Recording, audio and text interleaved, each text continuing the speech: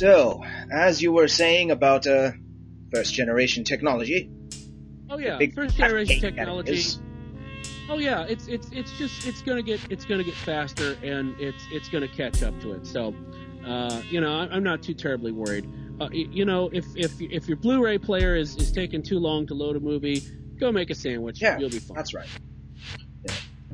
Yeah. And be aware that some movies can make your Blu-ray player a brick if it's not up to date. That should be the note of the day. Yeah, that's fascinating. I like I was saying, is that now with Blu-ray, I mean, the idea that you need minimum specifications to be able to play a movie is kind of crazy. Yeah. I mean, you did it to some extent because if you wanted it to play, I mean, it's high definition anyway, so you obviously have to have a Blu-ray player to begin with. You can't play it on a DVD player, but you can't do 7.1 sound. We've all been flipping through the sound things on the menu for a DVD and gone over to something that just went silent because we didn't have the system to support it. That's correct.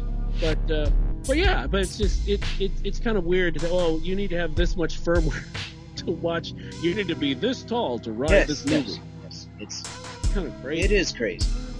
But hopefully those things will be fixed in the next generation of these things. Oh yes. Yes. As for myself, I've chosen to not deal with any of the problems of this technology. I am perfectly fine with my regular DVD player. That is fine for me. And that is a very wise decision. I myself made the move to Blu-ray much later than a lot of other people. I mean, still, there's a lot of people like you who are just going, why do I need this? Me, I'm a feature junkie, and so I'm the guy who will actually listen to the entire audio commentary, all three of them if they have them, and watch all the behind-the-scenes stuff because I eat that stuff up. And more, as the industry is trying to push people to Blu-ray, they will have Blu-ray specific features as opposed to on the DVD. So I made the move for that reason, but let's face it, the majority of films don't need to be out on Blu-ray. That is correct. Do you really want to see Don't Mess with the Zohan in high definition? It is not necessary.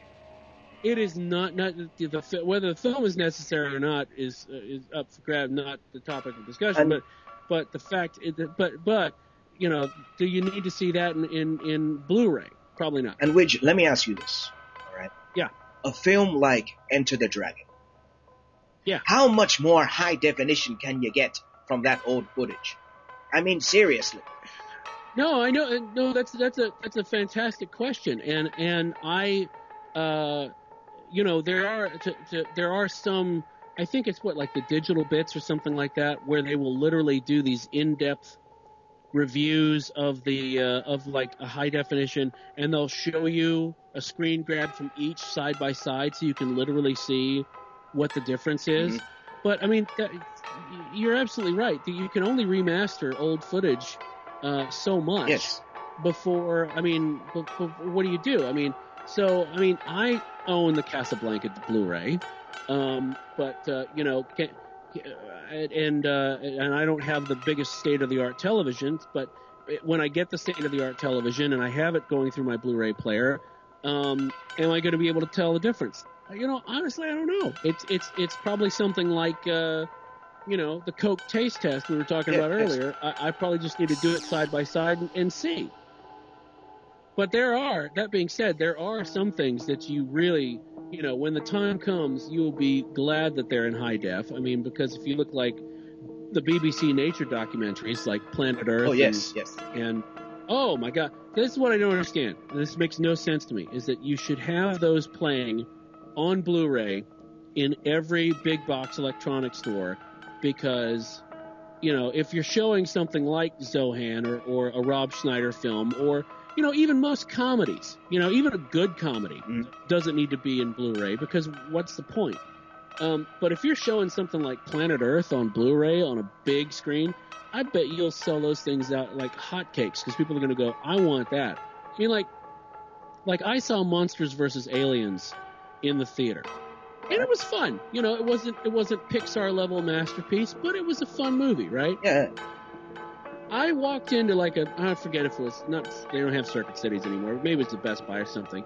And I'll wander in there every once in a while and look at the prices on things and remind myself why I shop at Amazon. And when I sat down in front of this, like, flat screen LED television with a Blu-ray player showing Monsters vs. Aliens, and it was amazing. I mean, it was like the clearest, crispest thing. And here's the thing: I have contacts that are so thick that if they get any thicker, I won't be able to blink. I mean, and I'm half deaf from being in a band for 3 years. So if the sound and video on something are impressive to me, they must look amazing to normal people. Mm-hmm. But I looked at that and I went, I'm like, this has actually improved my ability to enjoy this film because it looked so damn good. Yes.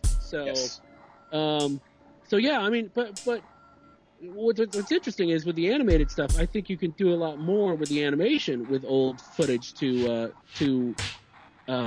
make it high def. I was in D23 for Anaheim. Let me back up. In Anaheim for D23, and they showed footage of Beauty and the Beast that they were redoing for 3D, and it looked amazing.